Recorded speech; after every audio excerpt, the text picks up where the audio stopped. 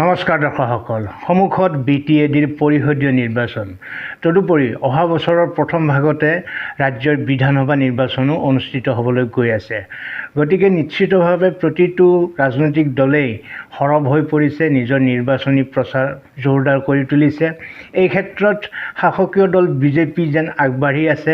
তেওঁলোক পূৰ্বৰ নিৰ্বাচনবোৰৰ দৰেই আক্ৰমণাত্মক হৈ পৰা পৰিলক্ষিত হৈছে। এই ক্ষেত্ৰত মুখ্যমন্ত্ৰী ডক্টৰ হিমন্ত বিশ্ব শৰ্মা আৰু পবিত্ৰ মাৰ্ঘেৰিটাৰ কিছু বক্তব্য আপোনালোকৰ বাবে মই লৈ আহিছোঁ। আহক প্ৰথমতে একেলগে দুয়োগৰাকী নেতাৰে বক্তব্য আমি শুনি লওঁ, তাৰপিছত কিছু কথা আলোচনা কৰিবলৈ যত্ন কৰিম। আমাৰ কংগ্ৰেছৰ উত্থানত আমি শংকিত হৈছোঁ।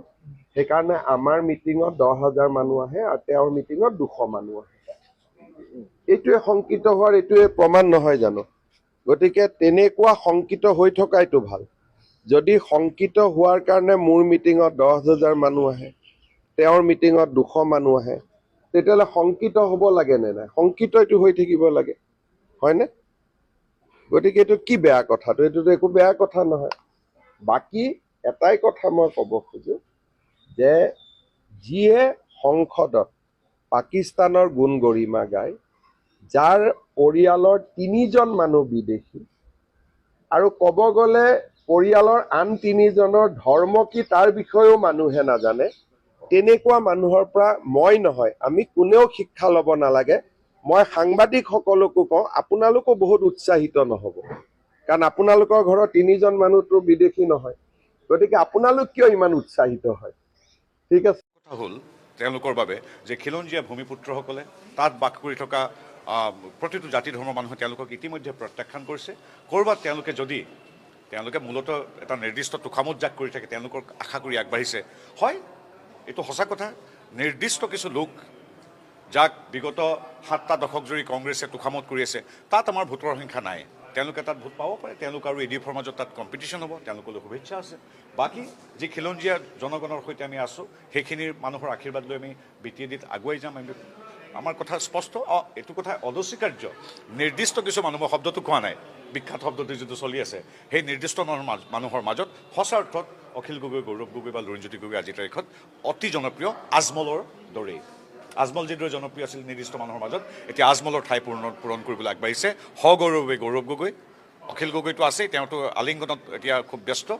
আৰু তাৰ উপৰিও লুৰিণজ্যোতি গগৈ সিদিনাখন দেখিছোঁ এটা নিৰ্দিষ্ট শব্দ কৰোঁতে তেওঁ গাটো জোকাৰ খাই উঠিছে। গতিকে এইবিলাক কিহৰ পৰিচয় মই কোৱাৰ দৰকাৰ নাই, ৰাইজে সিদ্ধান্ত ল'ব। একেই লুৰিণজ্যোতি গগৈ, অখিল গগৈ, গৌৰৱ গগৈ, ৰকিবুল হুছেইন, অজিত ভূঞা, ডক্টৰ হীৰেণ গোহাঁই, এই মানুহখিনিতো আজি বিগত দশক জুৰি একেলগে আছে।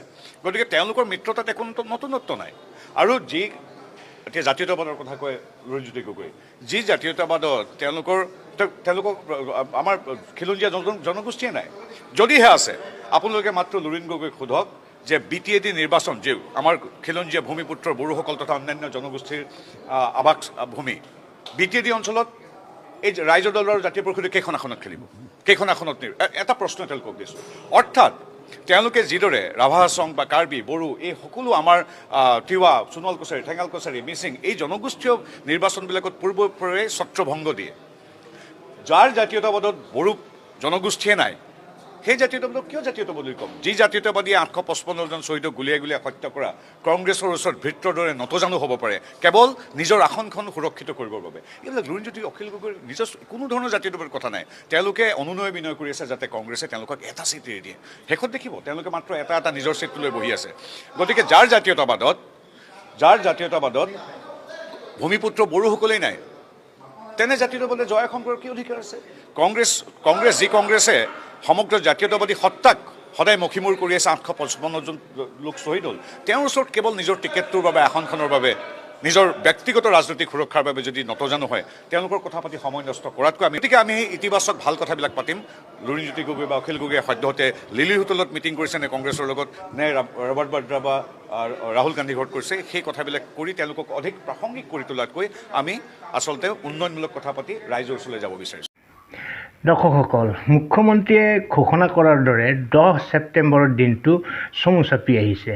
কিন্তু মই নাভাবোঁ যে 10 ছেপ্টেম্বৰৰ দিনা অদ্ভুত কিবা এটা হ'বলৈ গৈ আছে। যি হ'ব লগা আছে, যি দেখিব লগা আছে, যি জানিব লগা আছে গৌৰৱ গগৈ সম্পৰ্কে আমি ইতিমধ্যে অৱগত হৈছোঁৱেই। তেওঁৰ যে পৰিয়ালৰ 3গৰাকী সদস্যই বিদেশী, তেওঁৰ পত্নীয়ে যে পাকিস্তানত চাকৰি কৰিছিলে, পাকিস্তানৰ দৰমহা খাইছিলে, গৌৰৱ গগৈ নিজেও যে পাকিস্তানলৈ বহুবাৰ অহা যোৱা কৰিছিলে আৰু পাকিস্তানৰ প্ৰতি থকা তেওঁৰ সহমৰ্মিতাৰ প্ৰমাণ হিচাপে সিদিনা সংসদত তেওঁৰ বক্তব্য আমি শুনিলোঁ। তেওঁৰ বক্তব্যই কিদৰে পাকিস্তানৰ মিডিয়াক, পাকিস্তানৰ জনতাক সুখী কৰিছিলে, এটা ৰাতিৰ ভিতৰতে তেওঁ কেনেদৰে পাকিস্তানী জনতাৰ নয়নৰ মণি হৈ পৰিছিলে, সেই কথা আমি লক্ষ্য কৰিছোঁৱে।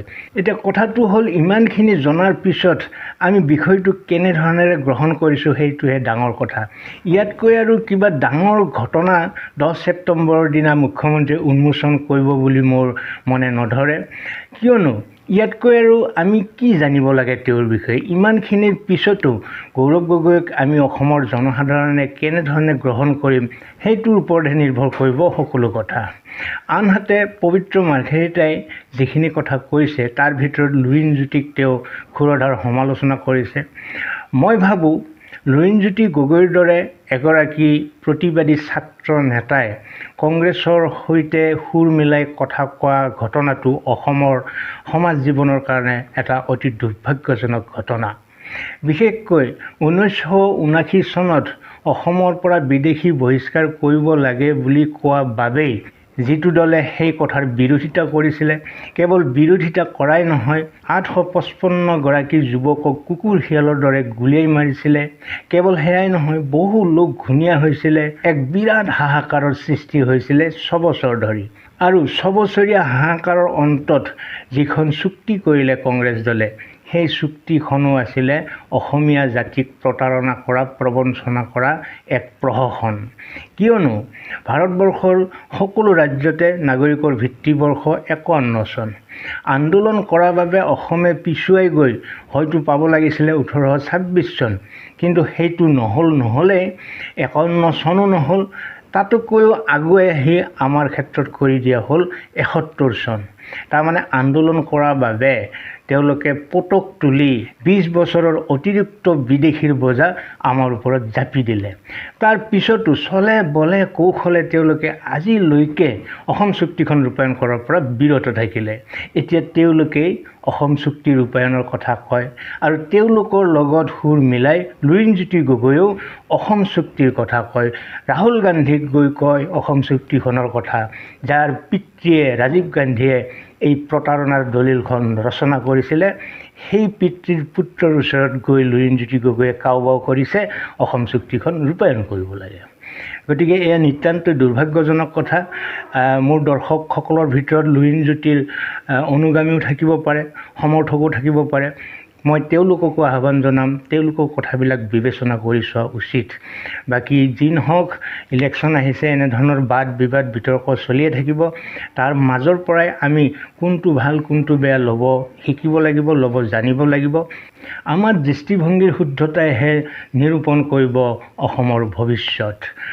বাকী ভালে থাকক, কুশলে থাকক। আজিলৈ এৰিছোঁ। ধন্যবাদ।